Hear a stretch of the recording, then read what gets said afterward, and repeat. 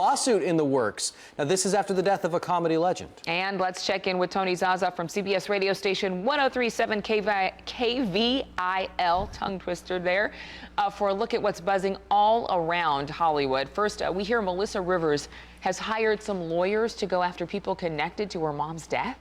I think we kind of expected this, but then we heard that there was not going to be an autopsy, so it's kind of hard to prove cause of death without an autopsy. But here's what we're learning.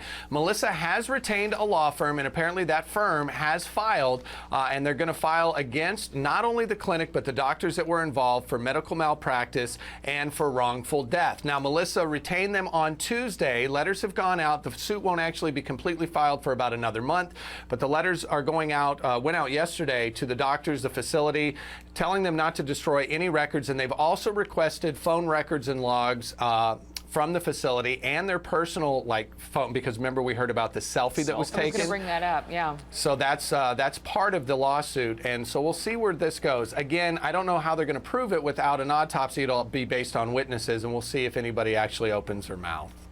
Want closure for that family, for sure. I do too. Bruce Jenner recently had his 65th birthday. You know, there's a lot of unusual photos, you could say, that are going around for this family. But there's one in particular that's kind of making the list. Well, there's a lot of question as to what's really going on in Bruce's life, if he possibly is going through a transformation. We're not sure, but what we do know is that he celebrated his 65th birthday in an interesting way. He went and got his nails done. And he got them done a really bright fire engine red. The other thing that's interesting about this photo is we've all known Bruce forever as to be a super health nut. He was actually, at one point said to be one of the healthiest athletes in the world and one of the greatest athletes in the world. But he was also lighting up a cigarette, and I don't think we've ever seen in all the photos the paparazzi have captured him in smoking a cigarette. Kind of shocked me. And it looks like he had even more work done too. I mean, it just seems like he just keeps going and trying to hold on maybe to the glory days. I don't know. I see you're conflicted here. You've been one of the ones going, oh, leave Bruce alone. Yeah, he's not doing anything. He's had a lot of drama. Your eyebrows went up to here when he just reported that. I'm just okay. I do like the tone of red, though. It was a bright red. Good color. Good color. I can't really say anything else after that. Okay, Elton John making a bold request this morning. Why does he want the Pope to become a saint?